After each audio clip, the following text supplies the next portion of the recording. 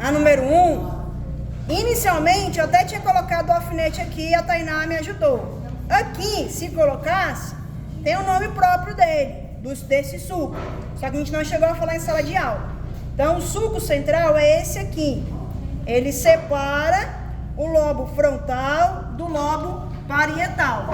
Aí nós temos o giro pré-central e o giro pós-central.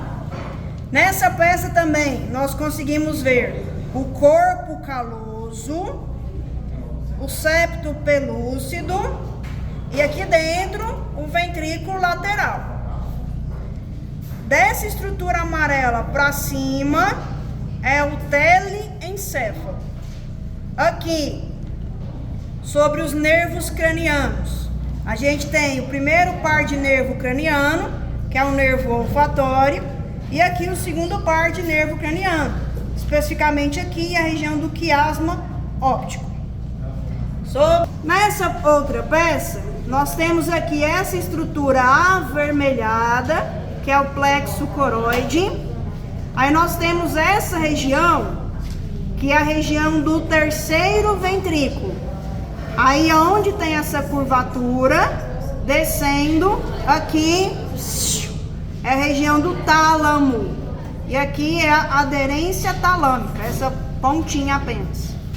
Da curvatura para cá, de maneira anterior, aqui é o hipotálamo. E aqui a hipófise. Descendo do hipotálamo, essa região aqui, esse túnel, recebe o nome de aqueduto do mesencéfalo. O aqueduto do mesencéfalo vai se abrir aqui no quarto ventrículo. Por que lá naquela peça que estava o quarto ventrículo, algumas pessoas colocaram o tronco e está errado? Porque o tronco engloba o mesencéfalo. O quarto ventrículo, ele vai estar atrás da ponte, entre a ponte e o bulbo na região posterior. Aí aqui nós temos mesencéfalo, ponte, e aqui embaixo teríamos o bulbo. O que mais? Lobo frontal, lobo parietal, lobo occipital e lobo temporal. Entre o frontal e o temporal, dentro nós temos a ínsula, que também é um lobo cerebral. Primeiro nós temos então aqui a região da substância branca, que recebe o nome específico de árvore da vida.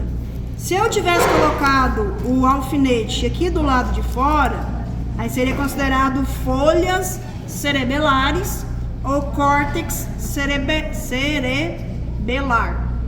Então tem os dois nomes possíveis. E essa estrutura todinha aqui são os pedúnculos cerebelares. E eu fiz questão de colocar em região não específica, para não colocar nome específico, não seria pedúnculo cerebelar médio, pedúnculo cerebelar posterior, etc. Nessa peça nós temos os nervos cranianos.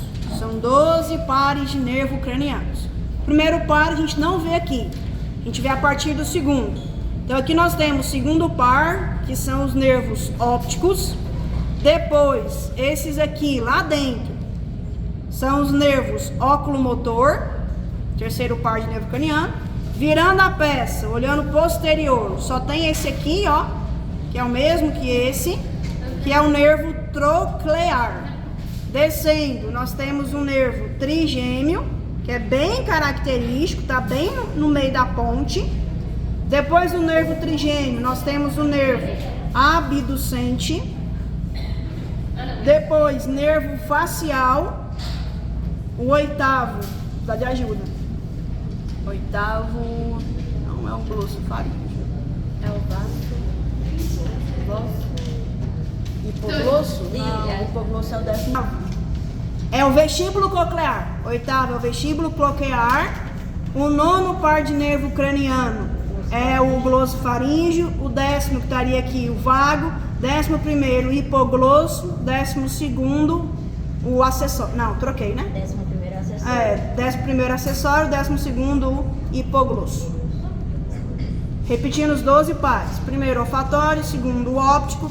Terceiro, oculomotor. Quarto, troclear. quinto trigêmeo, sexto abducente, sétimo facial, oitavo vestíbulo coclear, nono glossofaríngeo, décimo vago, 11º acessório, 12º hipoglosso.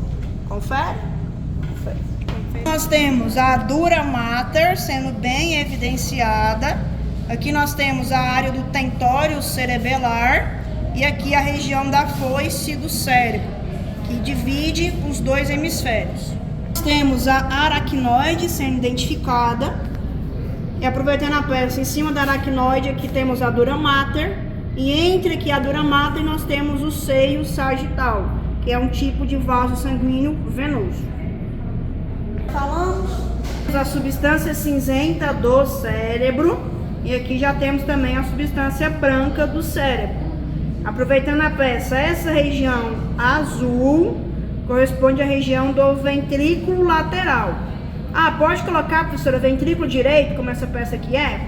Pode, mas eu aconselho colocar ventrículo lateral, para evitar erros, né, na direção aí. Nessa peça nós temos os vasos sanguíneos que vão levar sangue lá para o encéfalo.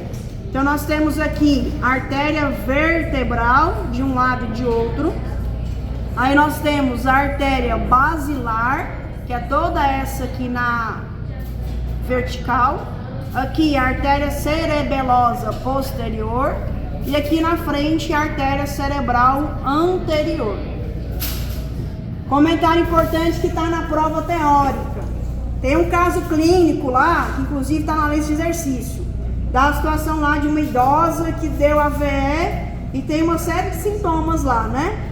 Mas nenhum deles que prejudica a vida dela em termos de morrer. Então, se eu tenho um tipo de acidente vascular encefálico, prejudica, por exemplo, a região anterior, sintomas como dificuldade de memorização, dificuldade na fala, de aprendizado, a mesma situação que teve o filme, como se fosse a primeira vez, e uma situação semelhante que tem lá o Bruce Willis. A diferença é que são doenças, né, cerebrais. Essa artéria é que é acometida. Se acomete a região mais posterior, serão danos mais graves, como os danos na respiração, na pressão arterial, controle cardíaco, entre outros. Nessa mesma peça, virando lá de cá, nós temos essa estrutura amarela, o tronco encefálico. A região de baixo aqui, bulbo, essa região mais gordinha, a gente pode reparar que parece uma bunda, que é a região da ponte, e aqui em cima um pedaço do mesencéfalo. Então isso aqui é o tronco encefálico.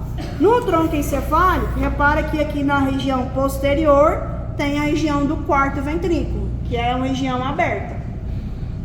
E agora nós temos a medula espinal, ou espinhal, substância cinzenta da medula, substância branca da medula. Aí nós temos aqui, se tivesse colocado o alfinete aqui, seria nervo espinal. Como eu coloquei aqui, que corresponde ao gânglio nervoso, especificamente a um gânglio sensorial. Esse nervo é um nervo aferente, um nervo sensorial. E esse nervo é um nervo motor, um nervo efetor. E aqui está, né, a identificação do nervo, do gânglio espinal.